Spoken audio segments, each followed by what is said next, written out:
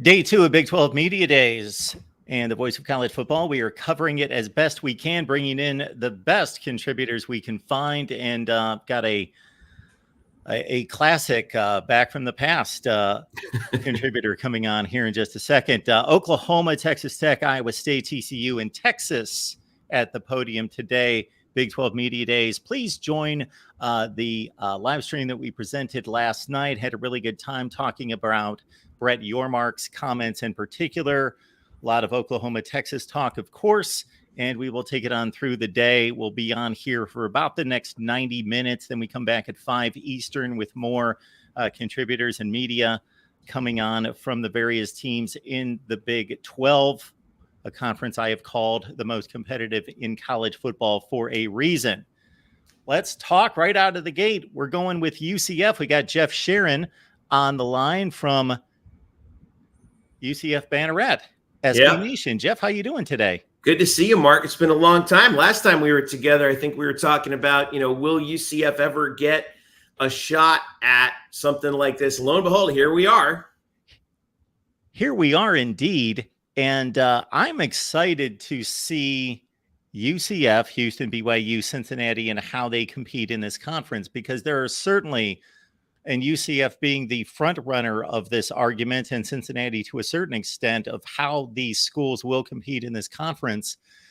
And the supporters will say, hey, we've proven it. We will compete in the Big 12. The detractors will say, well, the grind of week after week after week after week is different than the one or two non-conference games in the bowl game, or the elite best teams in the American Conference just competing a couple times per year. Was that discussed at Media Days? Yeah, and I think one of the important things to remember about UCF is they are under no illusions about the level of this jump. Coach Malzahn has talked about it, and how Media Day is. It's kind of for UCF. It was particularly sort of a sales job, I think, to the fans of the other 13 teams of like, hey, come on down to Orlando. We bring a lot to the conference. You're going to really enjoy it down here. But in terms of the on-field competition, and both Gus Malzahn and athletic director Terry Mohajir in the days leading up to Media Day made no bones about the fact that this is yes, it's great to have the increased media payouts. It's going to allow UCF to invest in their athletic infrastructure to a degree that is just beyond anything they could have imagined in the American. But in terms of the on-field competition, yes, we are fully aware of the kind of grind that UCF is going to be involved in, and Cincinnati and Houston and BYU. But we're not going into this under any false illusions, and we think and UCF thinks they can compete right away. Now, do they think they can compete for a conference championship? No one's saying that right away, but a guy like Gus Malzahn, who has coached at Auburn and at the absolute apex of college football, understands what that grind is all about, and I think has done a very good job of preparing not just his players and his staff, but also the fans for like, hey, we're starting a real climb. This is a much bigger climb than it was, say, from the MAC to Conference USA that UCF did in 2005, or Conference USA to what was the Big East and now the American in 2013. This is a different ball game, but we're prepared for it. And as you allude to, let's not forget that Gus Malzahn had more success against Nick Saban than any coach in the SEC, and he came within 10 seconds of winning a national championship in 2013. Now, Jeff, address this, because I have not gotten to the origin of any said comments, whether they be at Big 12 Media Days or I think in preparation for Big 12 Media Days, that I'm hearing out there that UCF's coming in, beating their chests, all arrogant, saying that they're going to conquer the world and take over the conference. I hear that from Big 12 folks. I have not been able to get to the origin of those comments or where that all started. Those people need to get off Twitter. Of course, listen, it's the off season. People are going to talk crap all the time, especially like UCF is kind of the championship belt holder in terms of punching up on social media. And I mean, what do you expect fans to say when you're going into a new conference? It's something that UCF, getting into a power conference is something UCF has spent the better part of the last 25 years trying to do. And here we are, and we're like, look, this is our moment. This is our time to shine. We're ready. And if you take us lightly, like, by the way, Gus Malzahn and Auburn did in 2017, you're in for a surprise. We're not going to come out here and say, oh, well, we're just happy to be here. No, these guys are competitors just like everybody else. So I don't know. I think that's kind of like that's typical Twitter chatter. You go inside the locker room and into the coaches' offices. Like I said earlier, they're under no illusions about how tough this is going to be, but they've made the proper adjustments. And we've seen that in the recruiting. UCF's recruiting has stepped up tremendously under Gus Malzahn, and also the restructuring of UCF's infrastructure in particular with regard to NIL outside the program, and then also within the program with the coaching staff. I think that they're fully prepared for that. And, like, as we like to say before, take us lightly at your peril. Going forward after 2023 and Texas and Oklahoma move on, I am on record dozens of times of saying this is, and this holds true for this season as well, the most competitive conference in college football. Not to be confused with best conference, but most competitive top to bottom. And then once Oklahoma and Texas leave, let's not discount or disregard, while this is a jump up for UCF, the opportunity, because there is no Ohio State, Georgia, Alabama giant monster in this conference. The top is reachable, certainly. Mm-hmm. Well, I think it's possible. I mean, it's reachable now.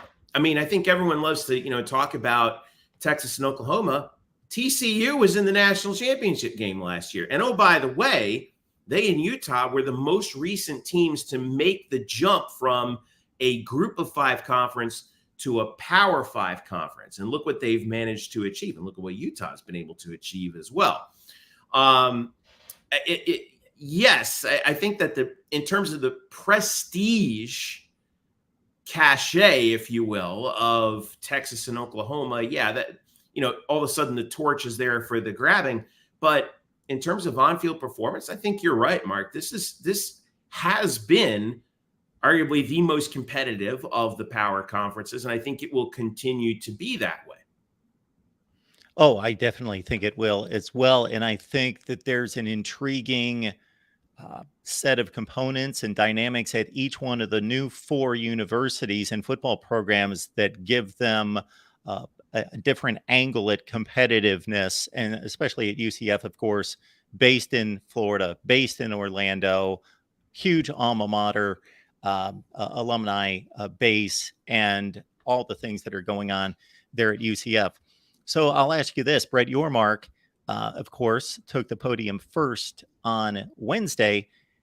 I was a bit amused at him saying, on one hand, we as a conference have a plan and we want to execute it. Of course, he was talking about realignment. On the other hand, he was saying, if we stay at 12, I'm good with that. We're fine with the 12 that we have, and we're happy. Now, what is UCF's general? And when I say UCF, I'm also talking fan base, media, in regards to, hey, we're just happy to be here. Whatever else happens in this conference, bring on probably a bunch of schools that we've participated against and competed against in the past anyway.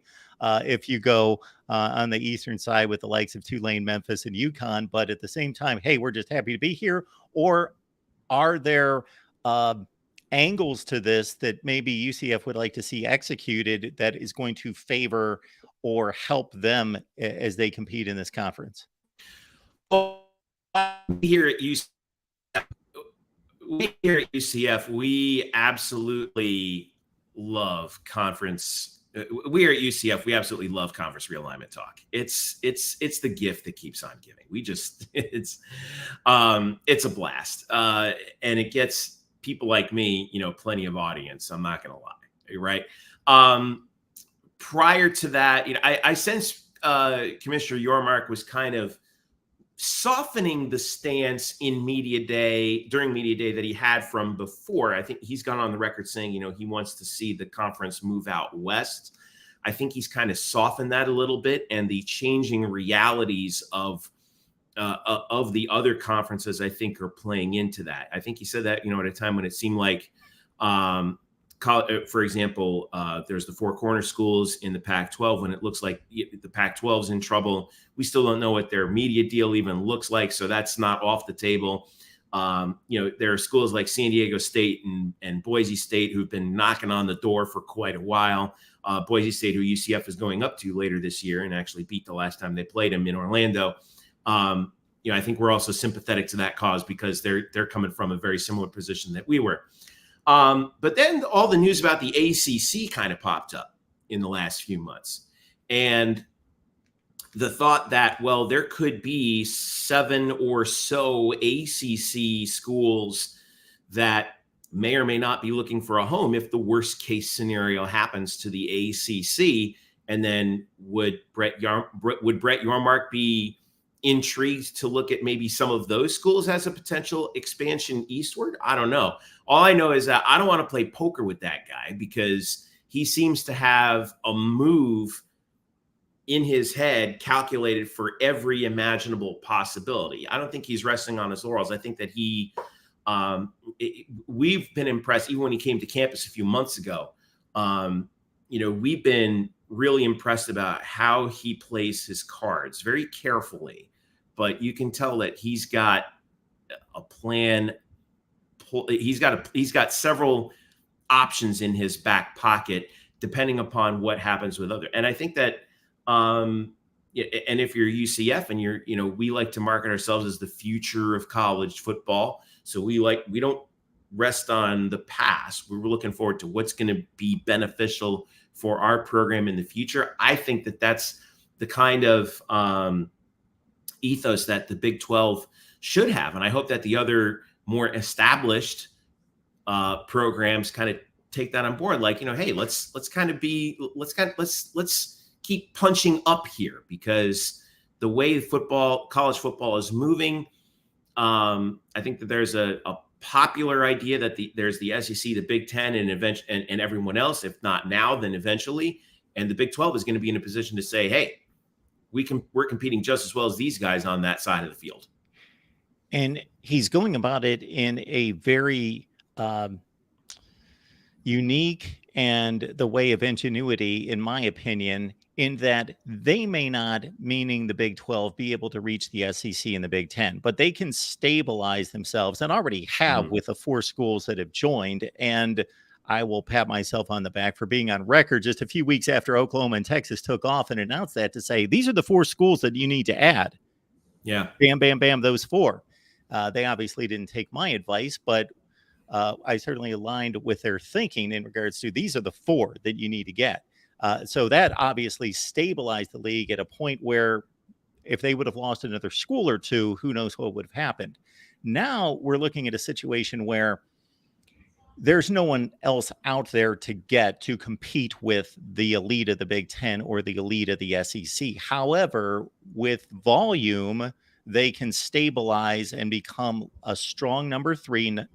That's the first point there. But also he's looking at basketball, at a basketball leagues that is already considered by most to be the best in the land. And then if you get Gonzaga and UConn, not helping the football product, but you can do that elsewhere to become the best basketball conference in America year to year, that would be a huge endeavor to pull off as well. So he's hitting this from all angles. The Hispanic population is the largest growing in the United States. Let's go to Mexico and play some football.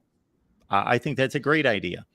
Yeah. And it exposes the idea of college football to, like you said, a whole different fan base. And I love the point that you made about basketball, because, we've been, we're kind of sitting back and kind of thinking from UCF's perspective, saying, hey, what are the next 20, what do the next 20 years look like in college sports? Is it still sort of the same, but just a little bit, but with a little bit of, say non-geographical realignment? Or Is it more of or does the NCAA itself, its role become de-emphasized in the overall sense of in the overall ethos around college football? Those are questions that, frankly, guys like you and me, we like to talk about, but we really don't know. And your Mark is the guy in the know. Of course, I mean, remember his background going back to pro sports. He does have more of an entertainment background. I think that's where, I think he does bring in some of those new ideas. Will they put will we see, Big 12 football games in other neutral sites? I wouldn't be surprised if we saw like maybe 2 or 3 games eventually. That kind of borrows from the NFL model that they were doing with London, right? And the NFL, of course, has also had some games in south of the border as well. So, is college? I'm kind of a nerd for like new ideas and trying things out. Maybe they work, maybe they don't. But at least you can say, instead of speculating, oh, this could have worked, at least you're trying it, right? And those things, and I think those things can certainly work. Jeff, I'm glad you clarified that none of us know. I have to answer this from time to time. And for as much as I appreciate the compliment that I have some kind of insider knowledge, I don't, and other people that claim to, they don't. Now, there are inside reporters. There are people with contacts, and we know what those names are. There's only like 3 to 5 of them. Do they truly know? No, but they have that source or 50 that give them strong indication as to what could be coming. But none of us know. Yeah. None of us know. We got Jeff Sharon here from SB Nation's UCF Banneret, and we would encourage everyone to head on over there because I just think this is going to be a fascinating season. This was the schedule in college football, looking at all the conference schedules, that I wanted to see revealed more than any other, because I wanted to see who's going to play those 4, because I want to see as many games between Texas and Oklahoma and those 4, because we know the nature, Jeff, of college football scheduling. Once Texas and Oklahoma head to the SEC, what are the likelihood that they're going to schedule any one of those 4 schools? Maybe Houston, but it's unlikely. So I want to see those games. So those are the games that I'm going to be most intrigued by. I did want to get to the nuts and bolts of this UCF football team. And you've got Darren Hinshaw coming in to help coordinate the offense and try to improve a passing game led by John Rice Plumlee. The running game is loaded. The backfield is loaded. DeMarcus Bowman comes in. We'll see if he gets his career back on track after, stops at Clemson in Florida, former 5-star there. So the offensive storylines are varied and intriguing. Yeah, well, when you talk about Gus Malzahn, you're talking about offense. But I think in the last couple of years, and I think this is what I love about Gus and his approach to, his adaptability. Because remember, he was a high school teacher and a high school coach for a long time, so he understands, the concept behind, I have to work with what I have and try and make that work in the schedule. So you talked about bringing Darren Hinshaw, who, by the way, was a UCF alum, was one of the leading passers all time in UCF history, going back to the Gene McDowell days. And he actually takes over calling the plays, which is something that Coach Malzahn, he's always called the plays. But he said to us in the offseason, between working to get all of the administrative parts of UCF set up for Big 12 play, plus all of the NIL stuff that he's been working on to try and, sort that out, recruiting, transfer portal, the whole 9, he felt like it was necessary for him to delegate that game day duty to someone. Now, Hinshaw came in, a couple years ago, he was an analyst for UCF. Now, when you're an analyst, you don't have exposure to the players directly, but at least he was in the building. So now he comes in. We've already seen, we saw in the spring game, actually, some changes from the Gus Malzahn play calling regime to the Darren Hinshaw play calling regime. John Rice Plumlee was a particular beneficiary of that. We saw him and the other quarterbacks spend a little bit more time in the pocket. I think that UCF at times last year kind of got a little vanilla with the running game. Gus would kind of go back to the same things over and over again. I think we're going to see much more varied looks from UCF on offense. And you mentioned DeMarcus Bowman, who we're probably, we'll probably see a little bit more of, but there's a host of running backs that Gus can use. RJ Harvey's going to be back in the mix. Johnny Richardson's going to be back in the mix. I'm really excited to see what Jordan McDonald can do. I think that he's actually one of the more intriguing players last year. These are guys who got a few carries in action, but didn't really get overly too much. Although Johnny Richardson has had himself a few pretty good years there. And then also, when your quarterback can stay back there and survey the field a little bit more, UCF's got some receivers this year too. We've talked before about Javon Baker and Kobe Hudson, who are going to be the two main guys who are coming back. Yes, UCF loses Ryan O'Keefe, unfortunately, but he was a graduate transfer. I think this is going to be a much different UCF team offensively than we saw last year. John Rice Plumlee, of course, tended to an incredibly fast guy, has said that last year he spent he was really beat up because he tended to I think that his MO was, if my first two options aren't there, I'm going to run. And he's super fast. He's one of the fastest guys on the team, was probably the fastest guy in the SEC when he was at Ole Miss. Now he's staying back there in the pocket, improvements to the offensive line. I think he'll be able to, that'll probably take away some of the beating up that he took from last year. So I'm looking for a different UCF team that is much more multiple in its looks this year than last year.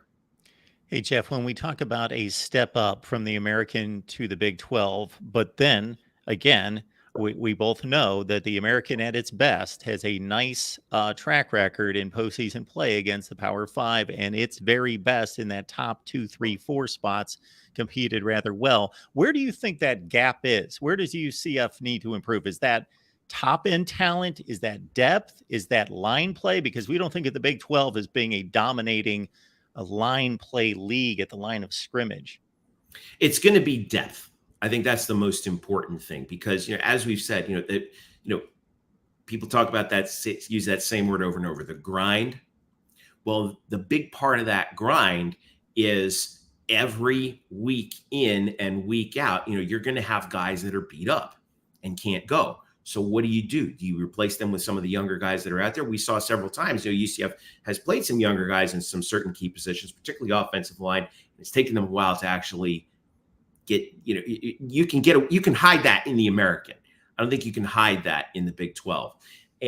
But one of the other things that I thought was interesting about how UCF is recruiting out there, when you're in the American, or prior to the American Conference USA, you could get guys who were really good at one or two things, and then you build your system around their strengths and you adapt your system to their strengths. We saw that with the power run game back in the day with Kevin Smith. We saw that when Scott Frost was here, it was more of a spread offense. We saw it with Josh Heupel with the air raid. Well, the level of recruiting that you're going to get as a Big 12 school now is you can get guys who are good at everything. And so then you decide, and then you can be more adaptable and say, okay, how do we attack this opponent? Where are they weakest at? And we can adapt our players to that. So it's much more like 4-dimensional chess, if you will. But that kind of talent takes a little while to cycle through. UCF already has a head start on that, as do Cincinnati and Houston and BYU. But you don't really know until you put the ball out there and line up 11 on 11 and go. But I from what we've seen, UCF was the top recruiting school in the American the last couple of years, and certainly under Gus Malzahn. So where does that translate to in the Big 12? I'm not exactly sure. We're going to find out real quick. And once Oklahoma and Texas depart, there are no recruiting giants in this conference. There just aren't. If you look at the recruiting rankings, which I believe in mass and volume are extremely valid. Now, they are less valid and less accurate as you go down the list. The difference between 35 and 45 or 50 isn't necessarily significant like it is between number 1 and number 15. But the Big 12 certainly doesn't have that type of elite recruiting base, or they haven't to this point. And UCF, that's another intriguing aspect of what is the potential there in Central Florida and throughout the state of Florida, is that great Florida talent. Do you see maybe some differences in recruiting decisions? It's a little early to make that leap, but in regards to the competition between Miami, Florida State, and UCF, and then also all the big powers that come into the state of Florida, and UCF trying to wage some of those battles, maybe not for the very best players in the state, but a notch or two above what they've typically been able to get. Well, they've been able to start compete for guys that I don't think they would have been able to compete for before. I think the bulk of the recruiting classes that you're seeing, there would be some guys who would, UCF would be in the mix with a couple of like lower level ACC teams, right? And win a few, lose a few. UCF is winning a lot more battles than they're losing there, and so now you're seeing guys that were teams that are competing with UCF for, any particular recruit. You'll see Florida State. Does UCF lose some of those guys? Yeah, in fact, I think they lost a guy to Florida a few weeks ago, but.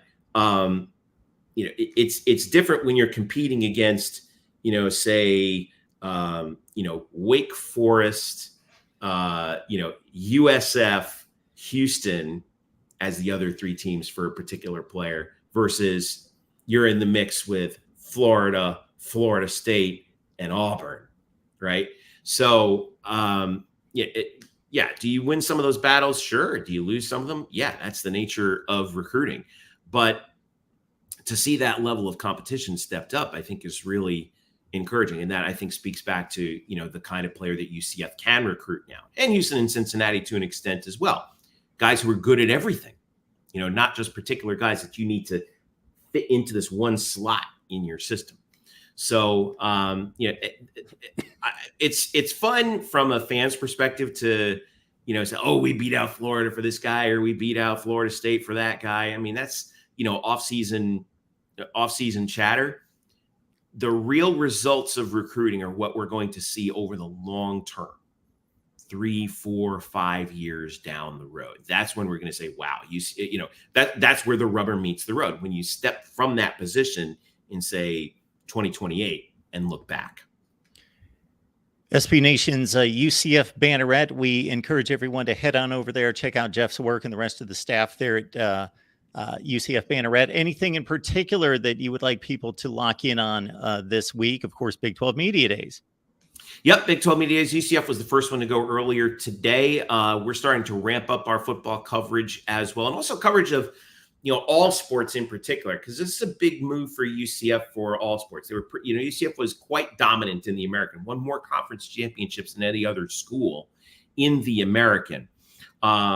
And what does that step up in competition look like for, you mentioned men's basketball, women's basketball, volleyball? UCF comes off winning 5 consecutive conference titles in volleyball. What does that look like compared to the Big 12? So we're going to be doing some schedule analysis, taking a look at, how what sports will be competitive the most quickly and what sports need to develop a little bit more over time. And then, of course, we're going to be getting ready for football season with positional previews and all that kind of stuff, and covering every game leading up to the opener Thursday, August 31st against Kent State, a team that we shared the MAC with for a few years, way back in the day, at Boise State, home for Villanova on the 16th of September, before we start Big 12 play at Kansas State on September 23rd. And, of course, our very first home game in the Big 12 the following week against Baylor, who we beat in the Fiesta Bowl on January 1st, 2014. First 3 games are already sold out in the Bounce House at FBC Mortgage Stadium for Big 12 play. It's going to be a wild scene for those conference games, a la what we saw. Remember in 2018 when College Game Day came to town, UCF played Cincinnati. And that's really a moment that I think put, UCF as an environment on the map. And we're looking forward to replicating that in our first year in the Big 12. Jeff, it was great to see you. I am fascinated to see how this program and this particular team in 2023 will compete in this conference. And like you say, I've got these games circled because UCF against these Big 12 teams, fascinated to see how that plays out. Jeff, thanks so much for stopping by. Good to see you, Mark. Take care. I'll see you again. We continue our Big 12 Media Day coverage. We got a number of schools lined up. We got media contributors for just about every team. Now, this is one team we definitely needed, of course, at the top of the heap, coming off a national championship game. TCU. We got Melissa Treebwasser here from Frogs Insider on the Dave Campbell's Texas and College Football Network. Melissa, how you doing today? I'm doing great. I'm hanging out in the Miller Light Club here at AT&T Stadium. Found a quiet spot to get away from the chaos and the noise and talk TCU and Big 12. Well, we just talked to a UCF guy there, Jeff Sharon. Mm-hmm. For the old guard, I will consider you the old guard. It's been, 10 or 12 years, 13 years. Yeah, so 13, the likes of others wouldn't call you the old guard, but we'll go there because you've certainly established yourselves as the elite of the league.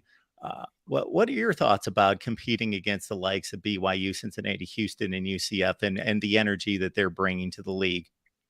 Oh, I'm fired up about it, especially BYU, because that's an old Mountain West Conference rival for TCU. And so I think having them back in the league is going to be a lot of fun. I'm really excited. I was listening to Jeff talk about UCF and seeing their fan base on social media, talking to Gus Malzahn this morning and some of the players. I think that's going to be a great addition for the conference.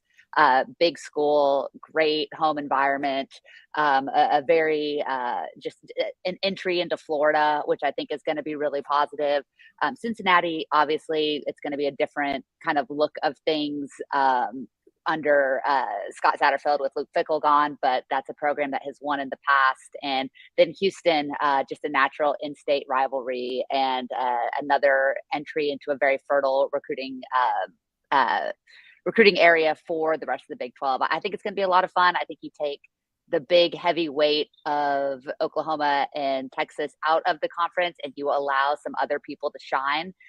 Obviously, it's going to be different. There's going to be some negatives to that. But overall, I think you can feel the excitement, the enthusiasm around the conference these last 2 days here at Big 12 Media Days for the new members and the new look Big 12. Melissa, you've heard the talk on social media throughout the offseason, even more so than I have concerning TCU. That was an aberration and all of that. I think people disregard what this program has been for the last 15, 20, 25 years under what Gary Patterson has built. This has been a top 15 program. I would rank it in that range and elite. More than just on occasion, 2010, 2009 and 10, 2014, and of course, last season. So was the media treating 2022 as that was an aberration? Where are you guys going now, focusing on what the conclusion was, or this being a springboard to even greater things? Well, I mean, TCU was picked 5th in the media poll. I personally voted them 3rd. I think Texas was the runaway pick to win it all. I think that's not surprising. They're certainly the most talented, the most well-positioned to win the Big 12 for the first time in the last, ever in this new look Big 12. I think they certainly have the best path to get there. But I think there's still a level of, kind of put up or shut up. People believe in Sonny Dykes, the way that he's used the portal, the way that he has, that he did in his first year at TCU. But there's still some questions of, can you maintain this level of success? Can you prove with your guys, as you put in your system with a new offensive coordinator, with a defense that, wasn't up to snuff for a lot of the season? Can you prove it once again and be kind of the standard bearer, the flag bearer of this new Big 12 once Texas and Oklahoma leave? I don't know if I would say people are looking at this as an aberration, what happened in 2022, but I also don't think they expect this to be the start of a dominant streak for the Horned Frogs. And I think it has less to do with TCU and the respect for the program and more to do with just how many important pieces the Horned Frogs lost. How many guys went in the NFL draft, how many skill position players, you lose a guy like Max Duggan, who, Sonny Dykes referred to him as a generational leader, a once in a lifetime leader at quarterback. quarterback. You lose Quentin Johnson, who's the first-round draft pick, but you also lose Darius Davis. You lose Tay Barber. You lose 3 offensive linemen. There's a lot to replace, especially on offense, and I think that's why people have a lot of questions. And quarterback, there's a lot of quarterback questions across this conference, but obviously Chandler Morris has a lot to prove this year, starting with, can he get past the second game of a season healthy? I mean, that's question number one. If he can do that, I think that nobody would be shocked to see TCU back here in December. But I don't think anybody's anticipating that they're going to be one of the favorites to play in that game once again, the Big 12 championship game. Yeah, Chandler Morris is in a very unique situation. There's a lot of guys that have to replace star quarterbacks, certainly, but he's replacing a star quarterback that he beat out as the starting quarterback, who then overtake him and becomes this hero of epic proportions as being just this ultimate gamer, baller, tough guy that carries his team to a national championship game. And he's got to follow that, as he talked about that challenge. Well, he didn't get brought to media days, which was a very interesting choice for Sonny Dykes, but that question has certainly been asked of him throughout spring ball and even throughout the fall. I mean, there were countless articles written by both local and national media, and all throughout the spring. I think that was probably asked in every press conference that he attended. I think he relishes the challenge. I mean, one thing people will say about Chandler Morris, he's not afraid of competition. He played the part of the good backup on the sidelines, but from everything that we heard, he was stewing behind the scenes and waiting for this moment.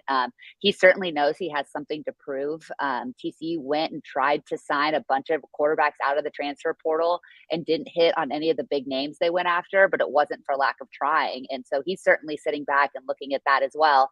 And then on top of that, you have a new offensive coordinator who didn't recruit him, and who we all kind of know from history, this is not his ideal type of quarterback to run his system. And on top of all of those other things, people are, always the questions about his size constantly come up as well. So there's a big chip on Chandler Morris's shoulder. I think he definitely feels like he has something to prove. While we all expect that he's going to be the starting quarterback this fall, there will be competition, and Sonny Dykes will open it up. Josh Hoover, redshirt freshman, looked really, really good in the spring. I think that was a good thing for Morris. That fire is certainly staying lit. But I think he feels like he is the one to take TCU into a second consecutive Big 12 championship appearance, to keep them relevant on the national stage. And he believes that he can not just match what Max Duggan did a season ago, but exceed it. I mean, this team is very confident in talking to the players that are here. They don't think it was an aberration. They don't think it was a flash in a pan. And the way that the national championship game went has absolutely fueled the way that they're attacking this offseason. And I know it's all super, super cliche, but you can tell that they read every single thing that said TCU was a joke after the way that Georgia handled them, and that game was over so quickly. And I think they really do want to prove to people that A, they belonged there, and B, that this wasn't a one season aberration, but it was the start of something really special in Fort Worth. And I think the players believe Chandler Morris can take them there. Yes, unfortunately, we live in a world where we're not going to celebrate the 14 games. We're going to hyper criticize the one game. And sure, it's competitive athletics and they're big boys and they can take it. But at the same time, we need to balance the evaluation of the team in the season, certainly against what happened in the championship game, because what happened otherwise was remarkable in terms of what it was accomplished. Bad. Yeah, The championship game was bad, like without question. I mean, not the way you wanted that season to end. I think the perspective out of the program, and certainly the perspective out of the TCU fan base, is, hey, getting there was really amazing and really incredible. But I definitely feel the pressure just from around every aspect of TCU is, if you're going to prove it wasn't a flash in the pan, you can't come out and win 6 games in 2023. You have to be competing for a spot in Arlington in the Big 12 championship game in late November. You better beat Texas in your last year. You got to go up to Norman and try to beat Oklahoma on Black Friday. I mean, those are the things that are going to determine if people really believe in what Sonny Dykes is building in Fort Worth, or if they are willing to succumb to the pressure of it was one really cute season. What a great story. Let's move on to somebody that's more important and matters more. And Melissa, with the number of NFL losses, we'll stick to the offense in particular. You bring in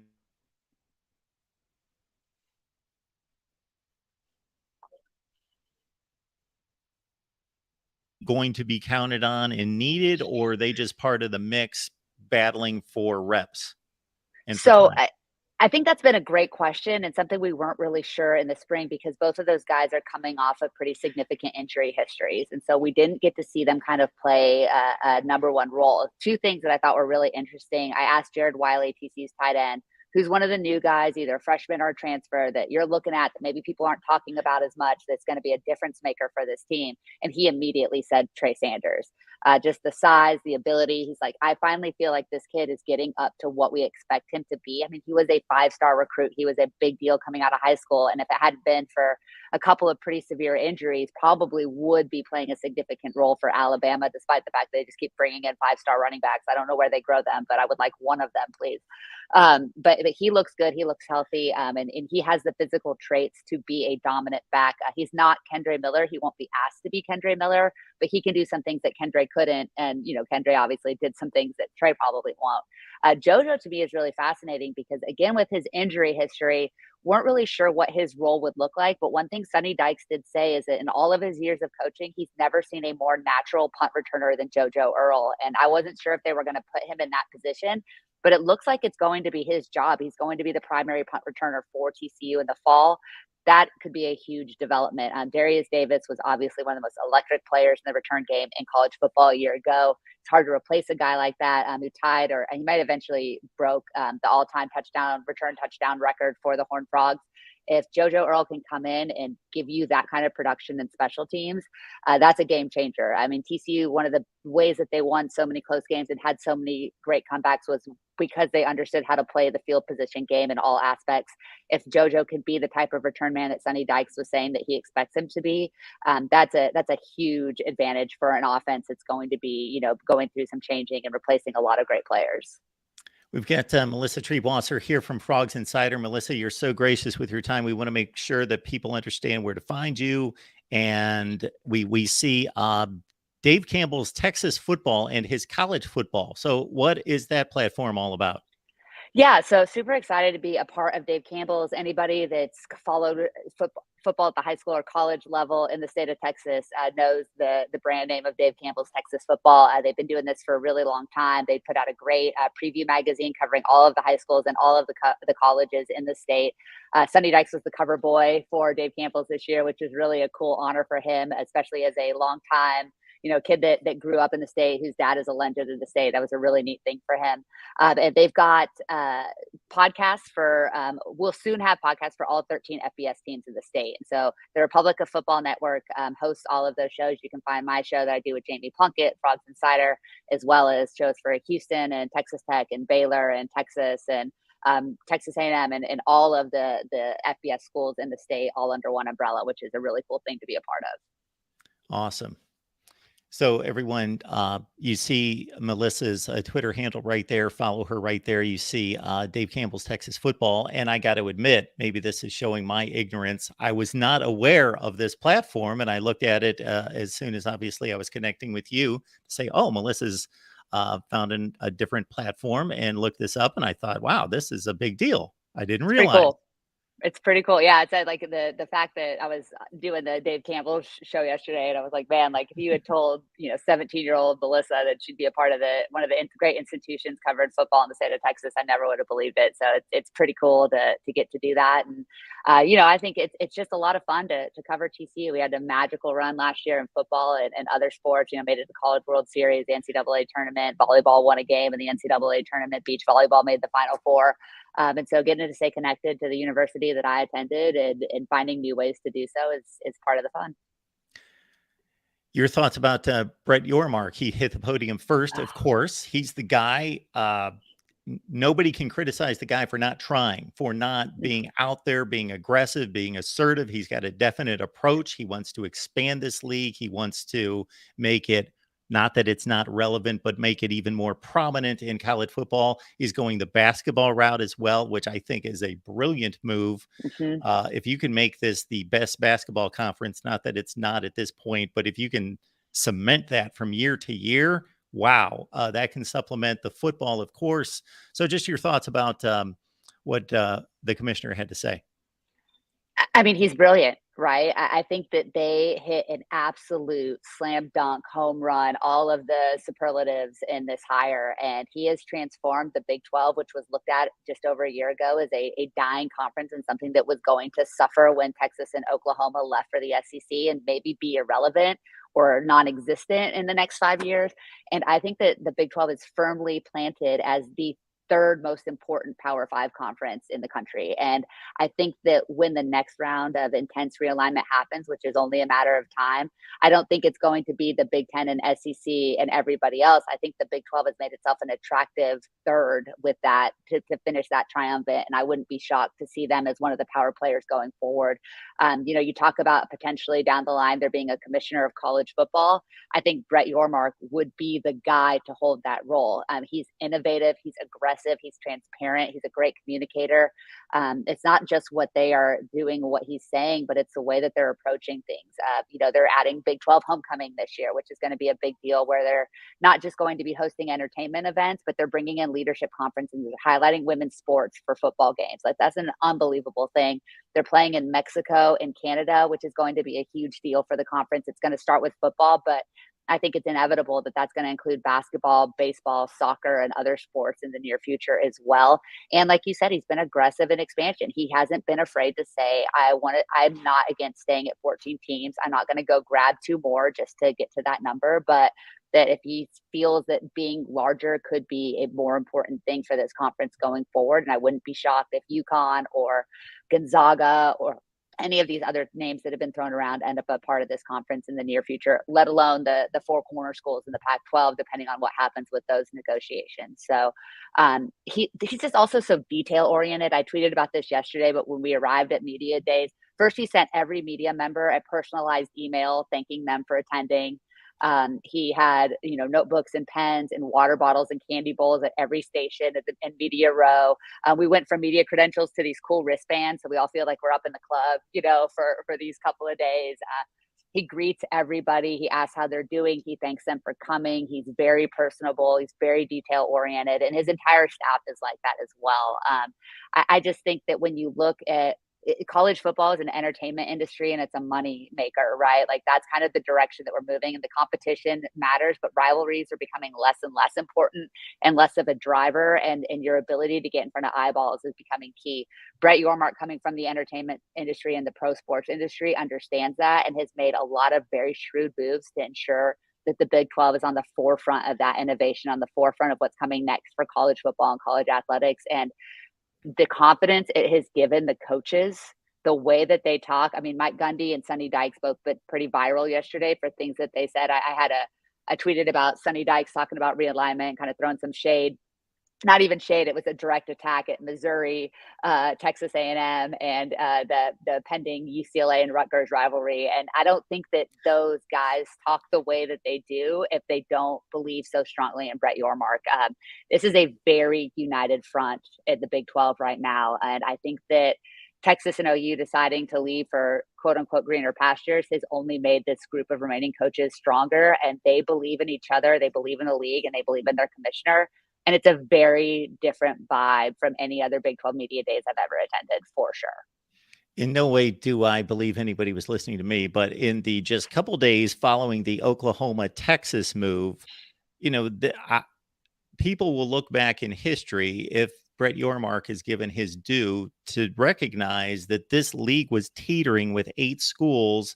And if one or two runs scared to safety, then the whole thing might collapse.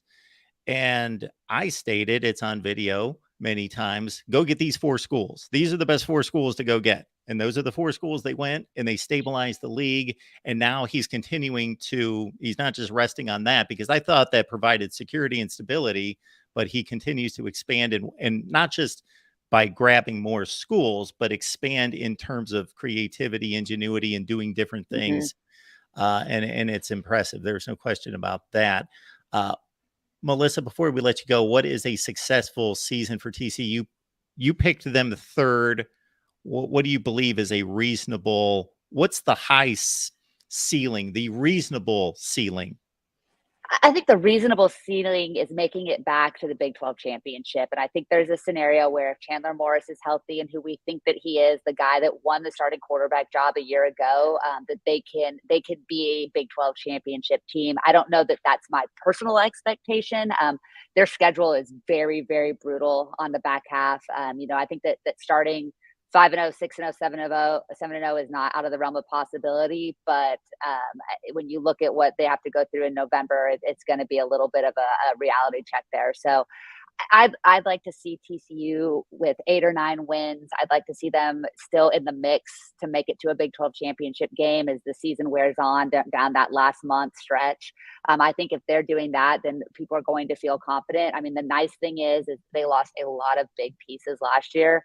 There are not a lot of seniors in the starting role on offense this year, but there are a lot on defense, and so TC's going to be in this kind of cycle of development that's going to have one side of the ball strong and veteran, for at least one more year before I think you can really see them start to develop as a annual competitor and kind of a leader in that conference.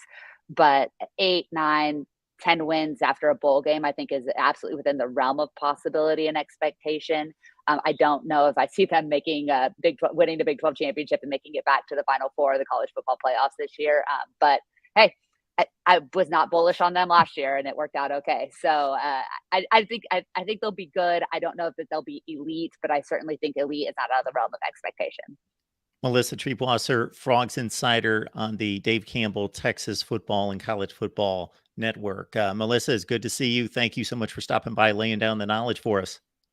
Absolutely. Anytime, Mark. And hopefully TCU will, be good enough to let me hang out with you a couple times during the season. That's the best Absolutely. part when they're winning. Regardless of how good TCU is, you are always welcome. So we will see you soon. Enjoy the rest of Big 12 Media Days. Thanks, Mark. We will keep it working here at the Voice of College Football. We are getting to as many media contributors as possible, breaking down, of course, Big 12 Media Days. We got our buddy Matthew Miller stopping by to break down Texas. Matthew, how you doing today? I'm doing good, Mark. How about you? I am doing just fine. Appreciate you being here. Matthew hosts our post-game show right here at the Voice of College Football, the Texas Post-Game, and a show that you guys need to be aware of that I do not promote enough or well enough, but Texas Tuesdays launched about 3 weeks ago, folks. Texas Tuesdays, typically at 7:30 Eastern. Texas Tuesdays right here with Matthew, and he knows his stuff, and he'll take your comments, your questions. He'll take your criticism. He'll take your trolling of Texas. Texas is back. He'll take it all on. He doesn't care. He loves the conversation. So lock it in on Texas Tuesdays on what else? Tuesdays, 7:30 Eastern. Matthew, Steve Sarkisian hit the podium. I got to tell you, I don't know what players hit Big 12 Media Days, but regardless, you can take this conversation wherever you would like. But I did want to start with Sark and the comments that I saw.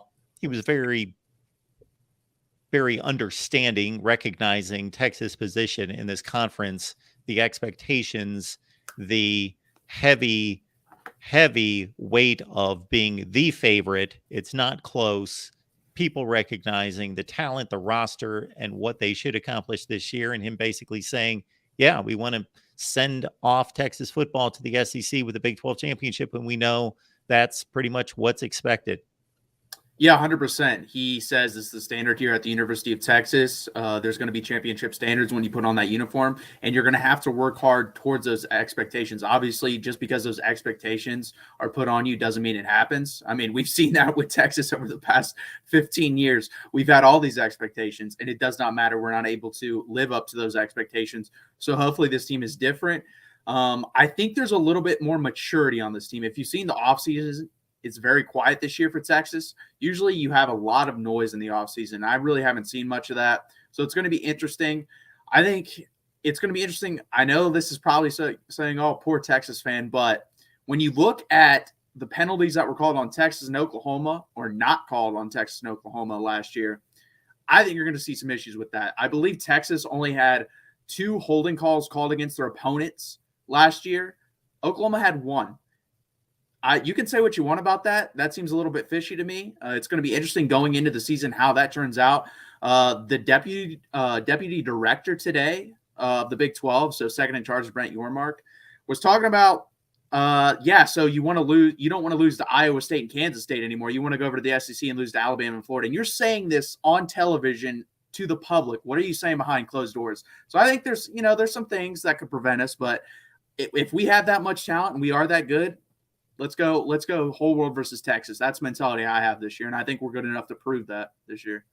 A lot of people don't catch what is stated if it's only stated one time and in the course of a conversation. So I just want to get this straight. Texas opponents were called for holding 2 times and Oklahoma opponents once in 12 or 13 games played last year. That is correct. Other than the bowl game, that may have changed it, but in the Big 12 season, that was the case, which is insane. That should not be possible, especially when, no offense, the play of our defensive line, which I think led the nation in pressures last year. We didn't lead in sacks because we didn't finish the job, but we led at least the Big 12 in pressures. It might have been the nation. And you're telling me there was no holding calls? That's very suspicious. All right, so Texas takes on the Big 12 and, of course, moves on to the SEC in 2024. Does Sark feel any type of pressure for having to win the Big 12 or at least get to the championship game? Is there any possible way he doesn't make it to the SEC? I saw a comment made yesterday, and I don't know where this originated, that this is his defining season, which my thought is this is not his defining season if he reaches the SEC, because then those are the defining seasons, are playing in the SEC, but he's got to get to the SEC. So if 7-5 means the end of Sark, he obviously has to get to the SEC. Yeah, I think it is a defining season in the terms of this team is fully loaded. If I asked you the question, Mark, who has the best quarterback room in the Big 12, you would probably answer Texas. If I asked you who had the best wide receiver room, you would definitely answer Texas. If I asked you who had the best offensive line, you would answer Texas. If I asked you who had the best secondary, you would probably answer Texas. We have the best roster in the Big 12. It isn't close. And I will say this, if Sark doesn't get to the Big 12 championship game, then I think he will be the head coach next year, unless something catastrophic happens, like we're healthy and we go 6-6 somehow, which I don't see. But he's not going to be the guy that leads us to where we need to be at. That's what I think people are saying. He's going to be there, in my opinion, until Arch Manning's gone. I think he is hitched to that wagon. And whether Arch Manning isn't good enough to start and decides to transfer somewhere else, or is good and goes to the NFL, but we still didn't succeed as a team, that's when I see you would see Steve Sarkisian be fired. That's what I believe.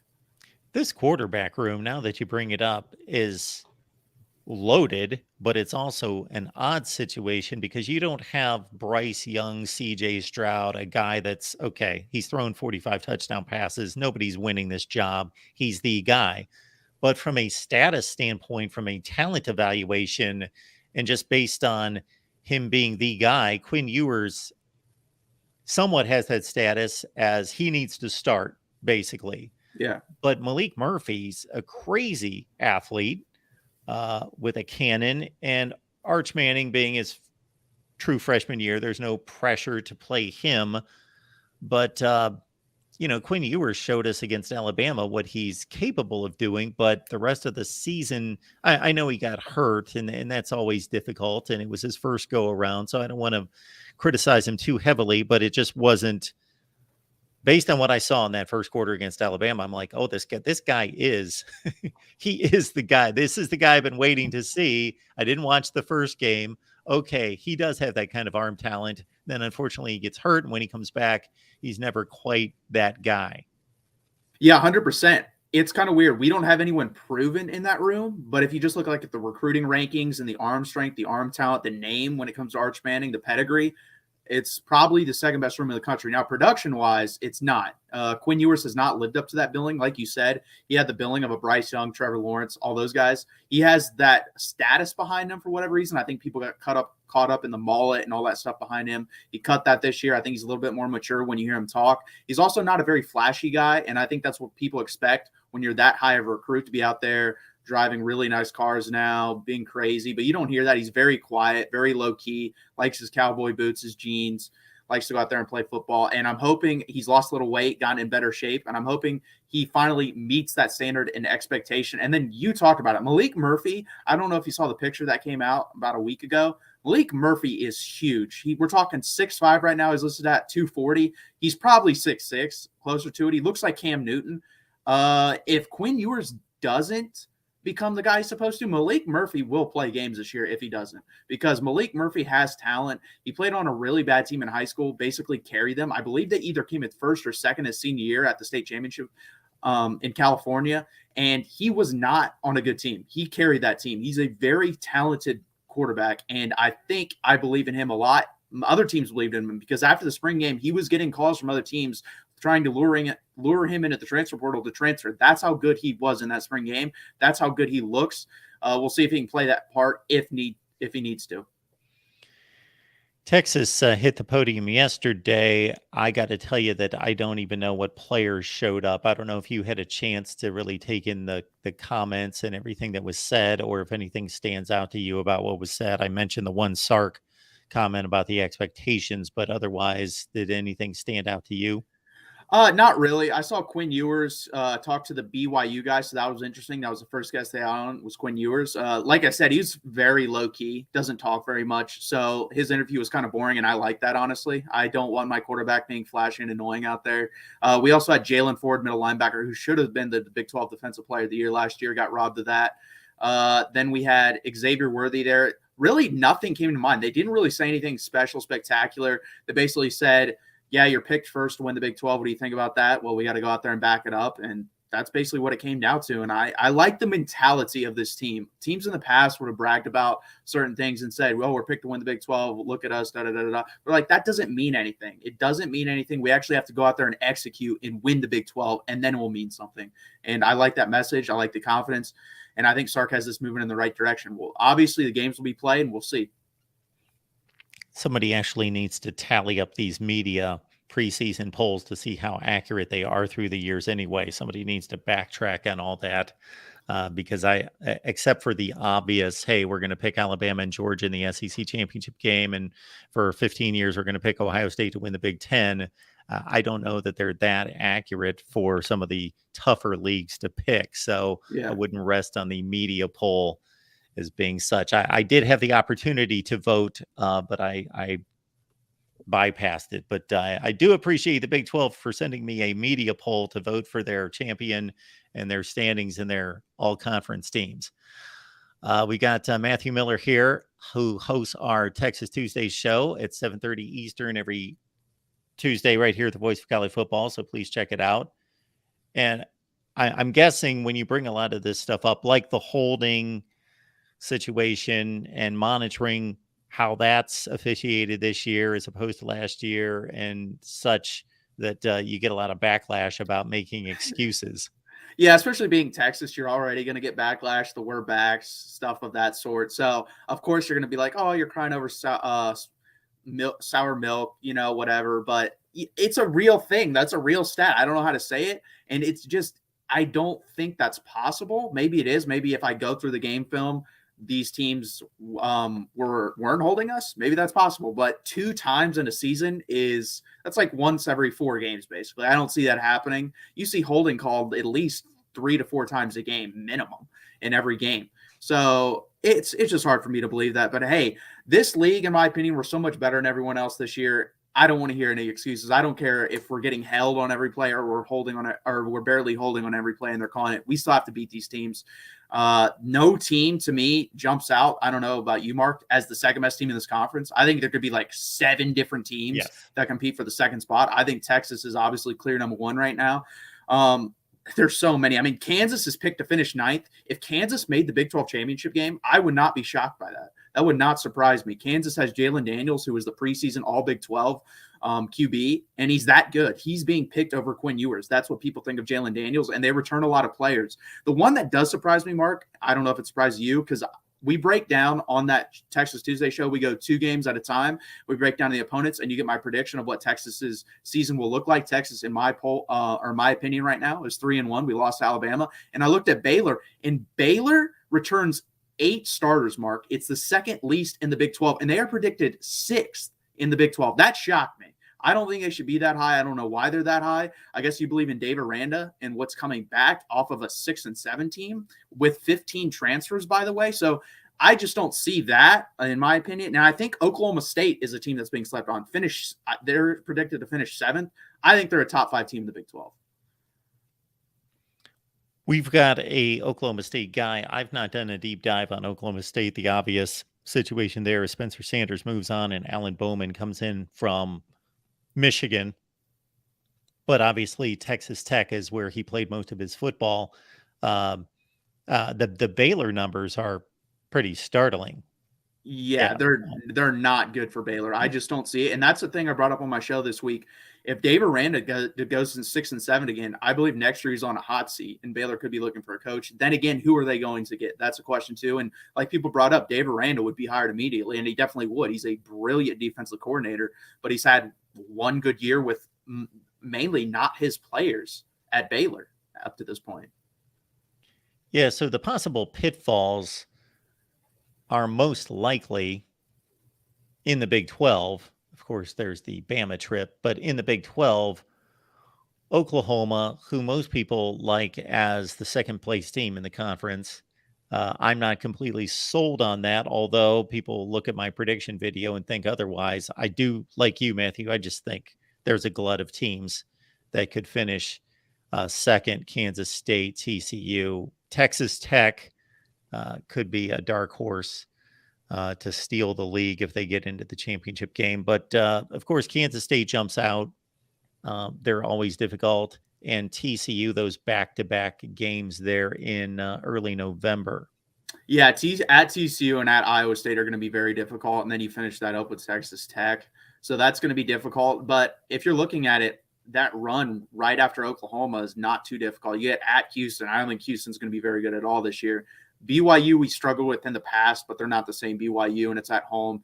And then you play Kansas State at home, and we'll see. They're one of those teams, they could definitely finish second, but you're losing Deuce Vaughn, who in my opinion was the second best player in the Big 12 last year behind Bijan Robinson. So that's going to be difficult for me to see what happens with them.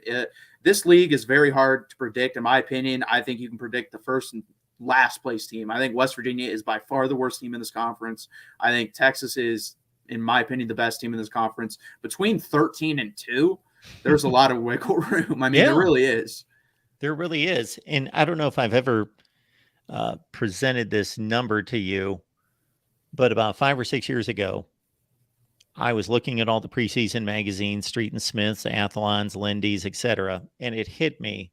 These magazines, they're probably trying to save face, is why they do this. They don't want to look stupid by making some kind of outlandish prediction. So their Final Four is always Alabama, Georgia, Ohio State, Clemson, or something close to that. And their conference standings are about what you would expect. And I noticed, I started to track, Matthew, what are their record predictions for the coming season versus what was the record last season? And they very little deviate. They're like 1-game differences typically, unless there's like a known factor out there that Colorado went 1-11 and Dion came in and they should take some kind of jump, unless there's that kind of situation. So what I started to do was I thought, is this accurate? And I started to go from season to season, and I used 3 games as a benchmark, thinking, okay, you could use any number of games as a benchmark, but I thought 3 was the minimum number of games difference, wins and losses from a previous season that seemed substantial to me. Like Texas was 8-4 regular season last year. If they go to 11-1, that's substantial. If they drop to 5-7, that's substantial. So I used 3 games plus as a benchmark. Do you know last season? Well, I'll ask you the question first. Now that we've got the 4 new teams in the Big 12, we've got 69 Power 5 teams with Notre Dame included. How many of those teams do you think had at least a 3-game differential in wins and losses last season from 2021? I'm going to go with 11 or 12. 27. Wow. So it's a lot more than I thought. Now, that is on the high end. I've been tracking this for about 5 years, and it's usually between about 18 and 22. That was my guess, too. because college football just seems like everybody's about the same every year. Yeah. Well, it's actually the elites about the same every yeah. year. And then after that, there's all sorts of Michigan State situations, 10-2, 5-7, jumping all over the place. 7 of the 10 teams in the Big 12 last year had a 3-game jump. Texas, obviously, 5-7 to 8-4. Oklahoma from 10-2 to 6-6. 7 of the 10. So I don't know that there's going to be 27 this year, but history tells us probably 15 to 20. So who are those teams? Yeah, that's like 2 a conference. So you're basically betting on 2 teams to be different, like either a lot better. It's usually more like 4 a conference. Yeah. Yeah. So I mean, you're betting on the Big 12. I honestly, if you're betting over unders, I would not touch the new people coming in. I just wouldn't touch them. I don't know how they're going to adapt to this conference. It's going to be interesting because I think this is a test for the AAC as well. Is like, how good was that league? Because these teams are coming in. If they did really well in that league and then they came over here and did pretty well, then maybe the Big 12 and AAC aren't that far off from each other. That could be a possibility as well. Absolutely. It's going to be fascinating. This was the league that I most wanted to see the schedule release, because I wanted to see who the new teams had to play and how many of those were Texas Oklahoma games, because obviously once they move on, they're not going to face these other 4 teams. So we get a look at, and shoot, I just had it up there. Texas faces BYU and Houston. We're at Houston. Okay. I believe, I don't know if we're going to be actually at Houston. That might be a neutral site game, but it's back-to-back too. We go Houston, BYU right after the bye versus Oklahoma. For some reason, I wish they would have sent Texas to UCF. I would have loved to play UCF. They're, in my opinion, the dark horse in this league out of the teams that were added. I think there's a chance if Gus Malzahn calls everything right and the defense is decent, I think they could probably finish in the top 3 to 4. Yeah. I don't really see any. I don't see Cincinnati with Fickle. If Fickle stayed, that would have been interesting. But without him, I just don't see it there. BYU, we'll see. They weren't very good last year and they were supposed to be pretty good and they weren't.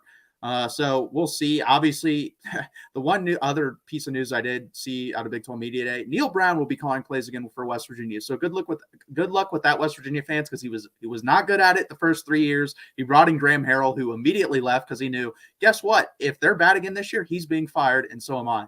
So he left to Purdue, and West Virginia's in a bad spot. They just are. They're not going to be very good this year. It's going to be interesting. We don't play them this year, so thank God for that, because I think we would have been going back out to Morgantown. That's always a tough trip, no matter what, even if they aren't good. It's just an annoying trip, honestly. So that's good that we don't play them. It's going to be interesting. It's going to be a fun year, and I know you had Melissa on with TCU. I know they don't want to hear it, but they won a lot of close games last year. And if you want to look at the NFL model, because I think college, if you look at it most times, the really good teams, usually playoff teams, don't play many close games. You play 1 or 2. TCU played like 7 or 8.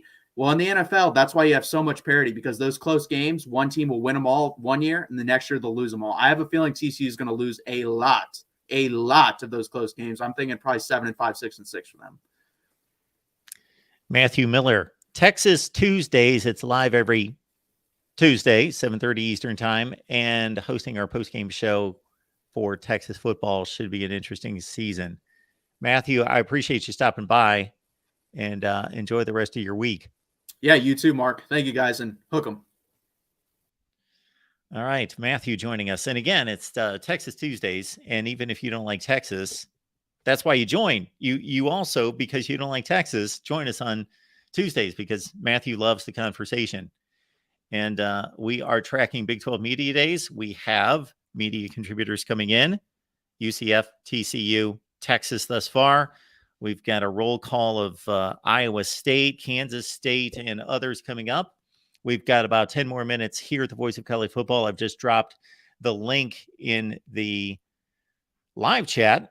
We will take your comments and questions. In the meantime, I will look over what's going on in the chat. Do I need to police this chat? What's going on there?